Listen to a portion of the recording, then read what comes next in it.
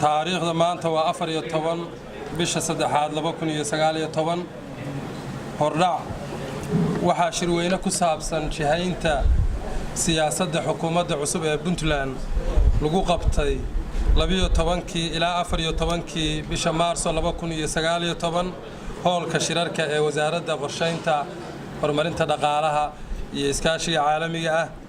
shirka oo hogaaminayay madaxweynaha Puntland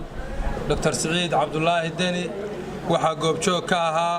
madaxweyne ku-xigeenka Axmed Cilmi Cusmaan Karaash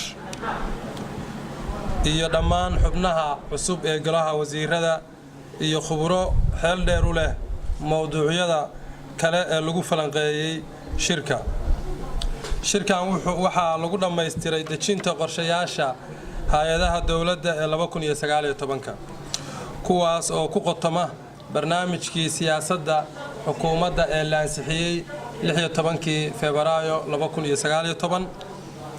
barnaamijkaasi wuxuu ka koobnaa 8 yool iyo 66 ballanqaad oo loogu talagalay wax ka qabashada iyo horumarinta dhinacyada siyaasadda iyo maamul daadejinta amniga cadaaladda kobcinta dhaqaalaha horumarinta arrimaha bulshada ilaalinta deegaanka iyo horumarinta arrimaha haweenka iyo dhalinyarada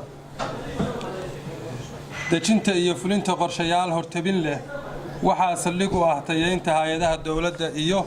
u dhammaystirka awood agab iyo wax walba oo ay u baahan yihiin dhinaca kale waxaa hareer socon doona dabagal iyo isla xisaabtan joogto ah si loo ogaado horumarka laga samaynayo qorshayaasha degsan ee hay'adaha dawladda ujeedooyinka shirka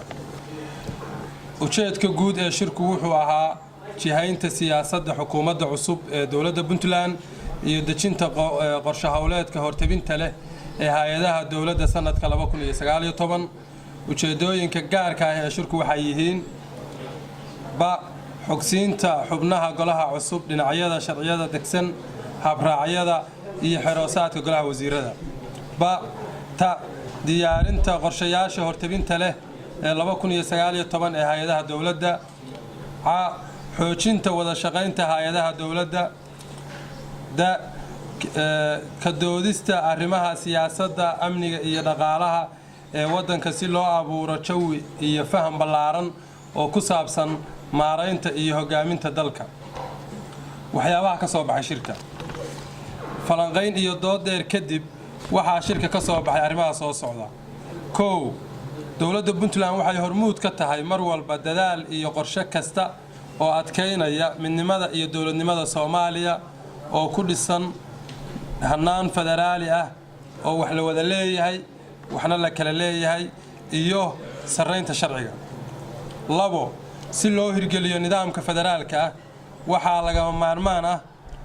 in ahmiyad gaar ah la siiyo dhamaystirka dastuurka iyo xeerarka kale ee muhiimka u ah inta dastuurka iyo xeerarka kale dhamaystirmayaan waxaa laga maarmaan ah in wada tashi iyo is-afgarad laga yeesho nidaamka wada shaqaynta iyo wax wadaagga hay'adaha heer federaal iyo heer Puntland 3 sida uu qabo dastuurka federaalka ahi sharciyada ay ansixiyaan laamaha dawladda federaalka ah waxa waajib ah in laga talageliyo dawladaha xubnaha ka ah dawladda federaalka ah si loo yareeyo khilaafka loona xoojiyo kalsoonida iyo wada shaqaynta 4 sida uu qabo dastuurka federaalka ah gorgortan iyo heshiis walba oo saameyn ku leh dawladda Puntland gorgortan iyo heshiis walba oo saameynaya dawladaha xubinta ka ah dawladda federaalka ah waxa waajib ah in laga qayb geliyo oo uusan ku koobnaan kaliya dawladda federaalka ah sidaa darteed Puntland waa inay qayb ka tahay wada hadal walba oo saameyn ku leh deegaanada Puntland gaar ahaan wada hadallada u dhaxeeya dawladda federaalka ah iyo maamulka Soomaaliland 5 xukuumaddu waxay mudnaanta ugu sareysa siin doontaa sugidda amniga gudaha iyo xuduudaha Puntland waxaa shacabka lagu wargelinayaa inay si dhow ula shaqeeyaan kuna kalsoonaadaan awoodda laamaha amniga 6 dowladda Puntland waxay mudnaan gaar ah siin doontaa xoojinta midnimada dalka iyo dhulka Puntland waxayna si buuxda uga howlgalaysaa difaaca xuduudaha iyo ilaalinta badqabka shacabka reer Puntland. 7 waxaa la hirgelinayaa nidaamka xisbiyada badan iyada oo la bilaabayo fulinta qorshaha ka hor inta uusan dhammaan sanadka 2019. 8 xukuumaddu waxay ahmiyad gaar ah siinaysaa tayeynta hay'adaha dawladda dhinacyada dhamaystirka xeerarka siyaasadda iyo habraacyada kale ee muhiimka u ah hay'ad walba oo dawli ah. awoodsiinta iyo u soo daadejinta awoodaha ay xaq u leeyihiin. tayeynta iyo kobcinta aqoonta shaqaalaha rayidka ah iyo agabka ay u baahan yihiin. dib u qaabaynta xuquuqda shaqaalaha iyo dhaqangelinta xeerka shaqaalaha rayidka ah. 9 waxaa dib u habayn iyo dhamaystir lagu samaynayaa xeerarka lagu aasaasay hay'adaha dawladda si ay u cadaato shaqada hay'ad walba mas'uul ka tahay. 10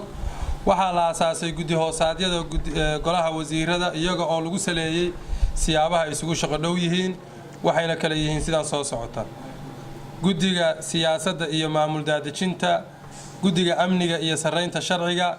guddiga horumarinta dhaqaalaha iyo wax soo saarka, guddiga horumarinta arrimaha bulshada. 11 waxaa la dhammaystiray qorshihii hay'adaha dawladda 2019 isaga oo saldhig looga dhigay barnaamijkii siyaasadda xukuumadda ee baarlamaanku ansixiyay. 12 qorshaha la diyaariyay wuxuu noqon doonaa midka rasmiga ah ee laamaha dawladda iyo bahwadaagtoodu ku shaqayn doonaan. wasaaradda qorshaynta, horumarinta dhaqaalaha iyo xiriirka caalamiga ah ayaa faafin u samayn doonta si loo gaarsiiyo dadweynaha iyo daneeyayaasha kaleba. 13 dawladdu waxay si gooni ah u kicin doontaa gaarsiinta adeegyada dawladda deegaanada ka baxsan laamiga gaar ahaan gobollada Sool, Sanaag iyo Cayn. 14 waxaa kobcin mug leh lagu samayn doonaa dakhliga dawladda si looga baxo isdhinka miisaaniyadda haysta iyo ku tiirsanaanta badan ee deeqaha caalamiga ah. 15 waxaan u mahadcelinaynaa deeq-bixiyayaasha iyo bahwadaagta gacanta ka geystay maalgelinta qorshaha dawladda. ugu dambeyntii gunaanad waxaa loo mahadcelinayaa dhammaan golaha wasiirada, khuburadii iyo howlwadeennadii ka qayb qaatay qabsoomidda iyo habsami socodka shirkan. si gaar ah waxaa loogu mahadcelinayaa wasaaradda qorshaynta oo lahayd martigelinta shirkan. wabilaahi tawfiiq wa mahadsantiin.